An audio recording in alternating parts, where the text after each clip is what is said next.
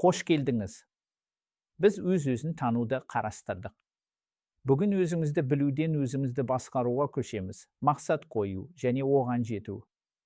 Өз-өзін тану қай жерде екеніңізді айтады. Мақсаттар қайда бара жатқаныңызды көрсетеді. Мақсаттар туралы көзқарасымды бөлісейін. Жылдар бойы мені ең қатты таңқалдырған студенттер, мысалы, африкалық фермерлерге дрон жүйелерін жасаған Лео, Кайгл жарыстарына қатысқан құстыбысын зерттеушілер тек қана дарынды болған жоқ. Олар мағыналы мақсаттар қойып, оларды тынбай ұстанды. Мақсаттар маңызды, өйткені назар маңызды. Не бағыттасаңыз, соған жетесіз. Айфын мақсаттар назарды шоғырландырады. Айфын емес мақсаттар назарды шашады. Мақсаттар назарды басқару құралдары. Бұл туралы зерттеулер керемет тұрақты. Эдвин Лок пен Гарри Латам ондаған жылдар мақсат қоюды зерттеп, 90%-дан астам зерттеулерде нақты, қиын мақсаттар қолыңнан келгенін істе сияқты анық емес мақсаттарға қарағанда жоғары нәтижеге әкелетінін анықтады. Бұл сан ерекше, психологияда осындай берік қорытындылар сирек. Олар сондай-ақ мақсат қиындығы мен нәтиже арасындағы байланыс адамның қабілеті шегіне дейін сызықтық екенін анықтады. Мақсат қиын болған сайын нәтиже жақсы, егер адамда оны жүзеге асыру қабілеті мен міндеттеме болса. Бұл реалистік мақсаттар, ыңғайлы болса да, көбінесе орташа нәтиже беретінін білдіреді. Ерекше нәтиже беретін мақсаттар сізді ыңғайсыз сезіндіретіндер. Жи дәуірінде мақсат қою одан да маңызды болады. Жи мақсаттарға жете алады, бірақ мағыналы мақсаттар қоя алмайды. Жи анықталған мақсаттарды оңтайландыра алады, бірақ нені іздеген құнды екенін анықтай алмайды. Орындау автоматталған сайын құнды мақсаттарды белгілеу бойынша адамдық жұмыс құндылығы артады. Бұл Six кішіндегі critical thinking пен байланысады. Дұрыс мақсат қою шын мәнінде не маңызды және не шұғыл сезінеді деген туралы қатаң ойлауды талап етеді. Сондай-ақ commitment, міндеттеме, мақсаттардың шындықпен кездескенде тірі қалатынын анықтайтын байланысты. Кез келген адам бір қаңтарда мақсат қоя алады. Сұрақ 15 наурызда энтузиазм өшкенде және кедергілер пайда болғанда, сол мақсаттар әлі де мінез құлқыңызды басқарама. Smart Framework мақсаттардың жақсы анықталғанын қамтамасыз етеді. Specific, нақты. Бұлыңғыр мақсаттар бұлыңғыр нәтиже береді. Денсаулығымды жақсартамын бұлыңғыр. Аптасына 3 рет жаттығамын нақты. Нақтылық әрекет пен өлшемді мүмкін етеді.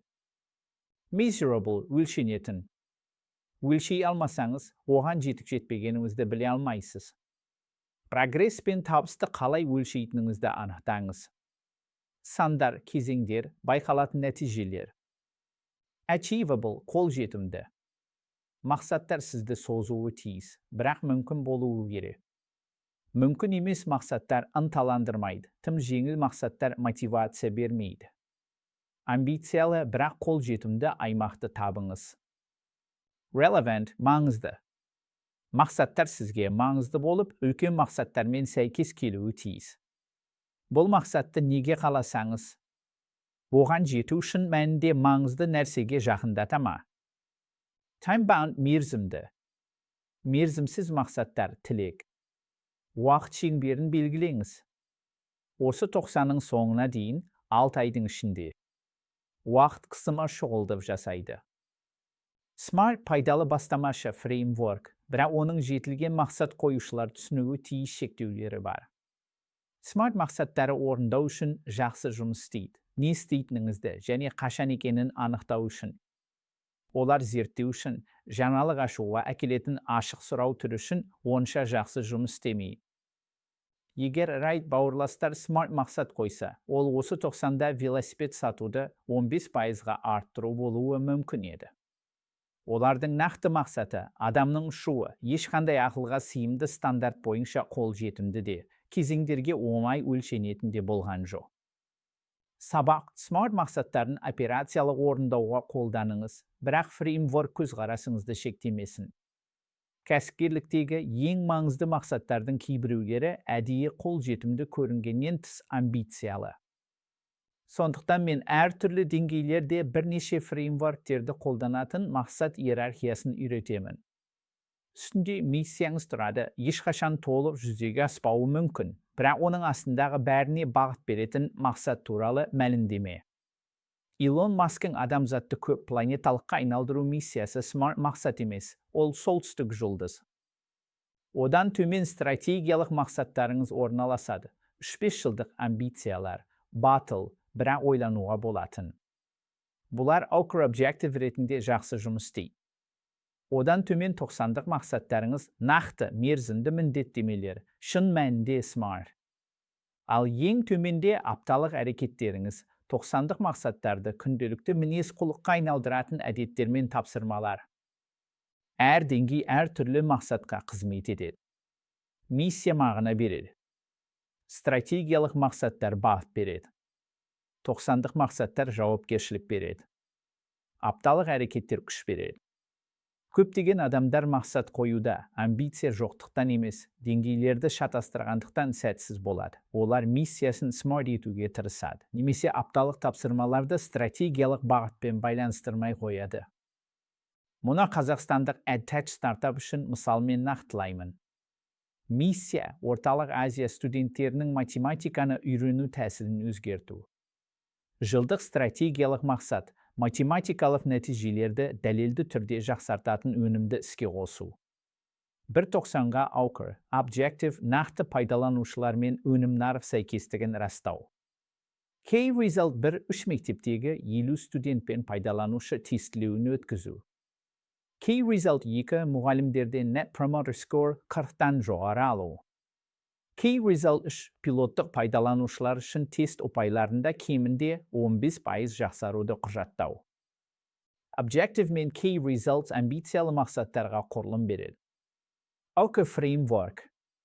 Objective қол жеткізгіңіз келетін нәрсенің сапалық сипаттамасы. K-Results мақсатқа жетіп-жетпегеніңізді көрсететін сандық өлшемдер. Anchor'лар амбицияны өлшеммен байланыстырады. Anchor'лардың тарифін білген жөн, өйткені ол мақсат қою фреймворктерінің қалай масштабталатынын көрсетеді. Энди Гроув бұл жүйені Intel'де 1970 жылдары жасады. Intel'де оны үйренген Джон Дор 1999 жылы компанияда шамамен 40 қызметкер болғанда, оны Google'ға келді. Дор Ларри Пейдж бен Сергей Бринге қысқаша түсіндірді. Anchor'лар батыл мақсаттар қоюға және прогреске жетіп жатқанын қадағалауға көмектеседі. Google Anchor'ларды бүкіл компанияға қабылдады және сол кезден бастап пайдаланып келеді. 40 адамнан 180 мыңнан астамға өскен кезеңде. Фреймворк жұмыс істейді, өйткені ол амбицияны өлшемнен бөледі. Objective шабыттандырады. K-Result шабытты байқалатын шындыққа негіздейді.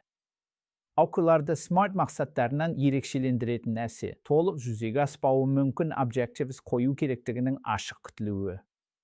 Егер әр 90-да Anchor'ларыңыздың 100%-ына жетсеңіз, жеткілікті үлкен ойланбайсыз дегені. Objective шабыттандыруы тиіс. Жақсы Objectives амбициялы және мотивация беретін.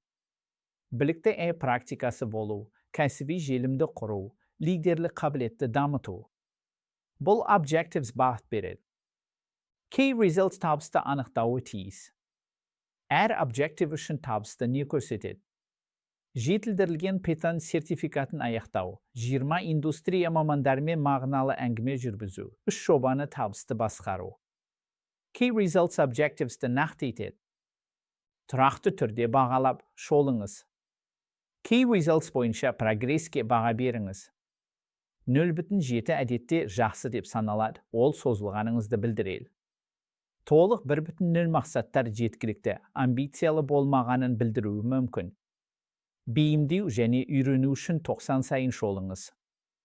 Бірақ мақсат қою туралы сақ болу керектігі туралы айтуым керек. Өйткені қараңғы жағы нақты және зардабы бар. Wells Fargo ең оқытушы мысал. Банк агрессивті кросс-сату мақсаттарын қойды. Клиент басына 8 өнім, ішкі түрде 8 is great деп аталатын мақсат. Мақсат нақты, өлшенетін және мерзімді болды. It was also destructive. Employees, under intense pressure to hit targets, began opening millions of unauthorized accounts in customers' names. Over 3.5 million fake accounts were created. The company paid billions in fines, its sue was forced out, and its reputation was devastated. Ол сондай-ақ деструктивті болды. Мақсаттарға жету үшін қатты қысым астында қызметкерлер клиенттер атына миллиондаған рұқсатсыз шоттар ашты. 3-5 миллионнан астам жалған шот жасалды. Компания миллиардтаған айыппұл төледі, сияны мәжбүрлеп шығарды, беделі қираға ұшырады. Кәсіпкерлерге сабақ қойған әр мақсат қысым жасайды, ал қысым ең кіші кедергі жолын табады. Егер этикалық қоршаусыз табыс мақсаттарын қойсаңыз, қысқа жолдарды шақырасыз. Егер сапа шектеулерінсіз өсу мақсаттарын қойсаңыз, аманатсыздыққа шақырасыз. Мақсаттар дәл мінез құлықты өзгертетіндіктен қуатты, ал бұл нашар жобаланған мақсаттар мінез құлықты деструктивті түрде өзгертеді дегенді білдіреді. Қадағалаусыз мақсаттар ағынға кетеді. Мониторинг бейімдеуге мүмкіндік береді. Не өлшенсе, сол басқарылады. Прогрессті қадағалау мақсаттарды көрінетін және ойда ұстайды. Қадағалаусыз мақсаттар артқа кетеді, күнделікті шұғылдықтар алдыға шығады. Қадағалауды рутинаға енгізіңіз. Апталық шолу, осы аптада мақсаттарыма қарай қалай өстім. Айлық шолу, 90-ға жол бойындамын ба? Қадағалауды эпизодты емес, әдетке айналдырыңыз. Экономистері құрған стек, кам сайты мақсатқа жетпесеңіз жоғалтатын ақша қоюға мүмкіндік береді. Және зерттеулер бұл аяқтау деңгейін шамамен 3 есе көбейтетінін көрсетеді. Барлығының артындағы принцип, күнде ауытқитын мотивацияға сенбеңіз. Оның орнына мақсатқа жетуді әдепкі мінез құлыққа айналдыратын жүйелер мен орталарды жобалаңыз. Джеймс Клирдің Atomic Habits кітабындағы инсайты мұнда қолданылады. Сіз мақсаттарыңыздың деңгейіне көтерілмейсіз, жүйелеріңіздің деңгейіне түсесіз. Қадағалауға негізделіп бейімдеңіз. Қадағалау үйрену мен бейімдеуге қызмет етеді. Жолдан шыққанда неге екенін анықтаңыз. Мақсаттарды, стратегияларды немесе күш-жігерді бейімдеңіз. Бейімдеусіз қадағалау жай ғана бақылау. Type 2 шешімдер қайтарылады. Функцияны іске қосу, баға моделін тексеру немесе жаңа рөлге жұмысқа алу сияқты. Бұлар жылдам кері байланысқа негізделіп бейімделетін икемді мақсаттармен жылдам қабылдануы тиіс. Көптеген кәсіпкерлер көп шешімдерді шын мәнінде Type 2 болса да, Type 1 ретінде қарайды. Бұл шамадан тыс жоспарлауға және жеткіліксіз орындауға келеді. Қайтарылмайтын шешімдерге қатаң мақсат қоюды қолданыңыз. Қайтарылатын шешімдерге бағыттық мақсаттар қойыңыз, тез жылжыңыз және бейімдеңіз. Жиі мақсат қоюмен қадағалауда қуатты серіктес бола алады. Жиді үлкен мақсаттарды нақты қосалқы мақсаттар мен кезеңдерге бөлу үшін қолданыңыз. 4.90-ға 3 жаңа нарыққа шығу мақсатын нақты жеткізілетіндермен айлық кезеңдерге бөлдеп сұраңыз. Жиді ойланбаған ықтимал кедергілерді анықтау үшін қолданыңыз. Стартаптар бұл түрдегі мақсатқа жете алмаудың ең жиі себептері қандай? Жиді қадағалау панельдері мен жауапкершілік фреймворктерін жасау үшін қолданыңыз. Бірақ негізгі шектеуді естен шығармаңыз. Жиі мақсаттарға тиімді жетуге көмектесе алады. Бірақ қандай мақсаттарды ұстануға тұратынын айта алмайды. Өмірімнің келесі жылын неге арнауым керек деген сұрақ ешқандай алгоритм бере алмайтын құндылықтар, мағына және мақсат туралы адамдық шешімді талап етеді. Мерекелеусіз жетістік толық емес.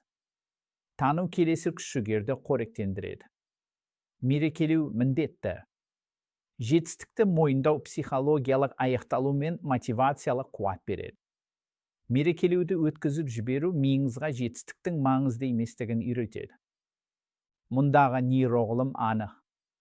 Мақсатқа жетіп, оны мойындауға уақыт бөлгенде, миыңыз марапатпен және мотивациямен байланысты нейротрансмиттер допаминді шығарады. Сол допамин сізді сәтте жақсы сезіндіріп қана қоймайды. Ол жетістікке әкелген мінез құлықтармен байланысты нейрондық жолдарды нығайтады. Басқаша айтқанда, мерекелеу миыңызды болашақ табысқа дайындайды.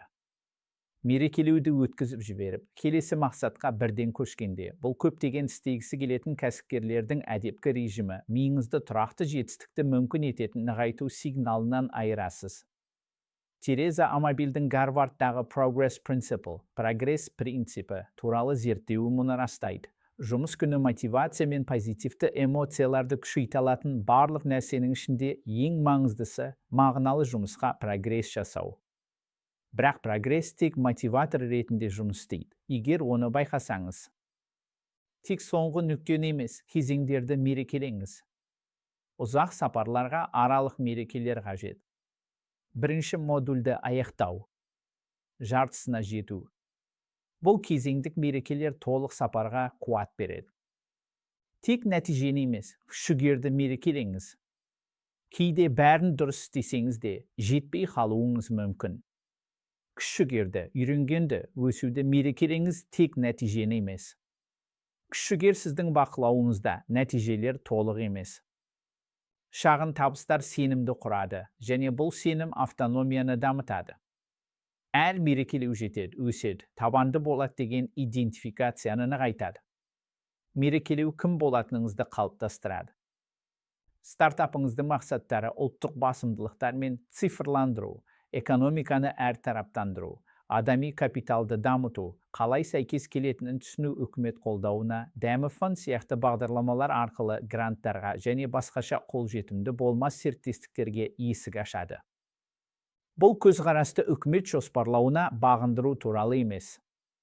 Бұл өзіңіз жұмыс істеп жатқан мақсат экожүйесін түсіну және сәйкестік бар жерде табу туралы. Халықаралық деңгейде табысқа жеткен қазақстандық кәсіпкерлер аудиторияға байланысты мақсаттарын бірнеше фреймде жеке амбиция, клиент құны, инвестор кірісі және ұлттық даму айта алатындар. Өзіңізді бар шекаралармен шектемеңіз. Керісінше жолыңызды үнемі қалыптастырыңыз, өзгерістерді қабылдаңыз және рөлдеріңізде инновация жасаңыз. Әр мүмкіндік мағыналы, әсерлі және инновациялық нәрсеге айналдыра алатын платформа.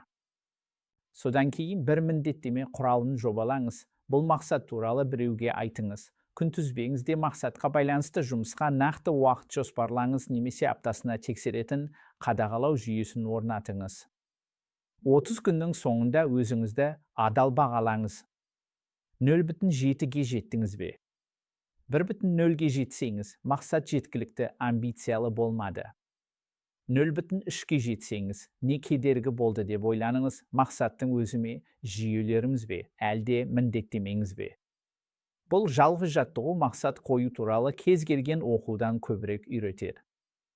Білімді тереңдету ресурстары. Джон Дор Measure What Matters кітабы оқуларды терең түсіндіреді. Джеймс Клир Atomic Habits кітабы мақсаттарды күнделікті әдеттермен байланыстырады. Сондай-ақ өткенде қандай мақсаттар сізге жақсы қызмет еткені туралы өз рефлексияңыз. Бірінші бөлім 3 сұрақ жариялау. Мақсат қоюмен жетуге қатысты 3 сыни және шығармашылық сұрақ жасап жариялаңыз. Сұрақтарыңыз қатаң мақсаттар қашан көмектесіп, қашан зиян келтіреді. Жоғары белгісіздік ортада мақсаттарды қалай қою керек, немесе шынайы мақсаттар мәжбүрлеп қойылғандардан қалай ерекшеленеді деген тақырыптарды зерттеуі тиіс. Екінші бөлім 3 құрдас сұрағын бағалау. Құрдастарыңыз жариялаған 3 сұрақты қарап шығып бағалаңыз. Оларды мына өлшемдер бойынша бағалаңыз. Кәсіпкерлер үшін практикалық қолданылуы, мотивация мен жетудің психологиясына терең үңілуі, әртүрлі контексттерді ескеруі және мақсаттарды ұстану туралы мағыналы талқылау туғызу әлеуеті. Үшінші бөлім 3 құрдас сұрағына пікір жазу. 3 сұрақты таңдап, мазмұнды пікір қалдырыңыз.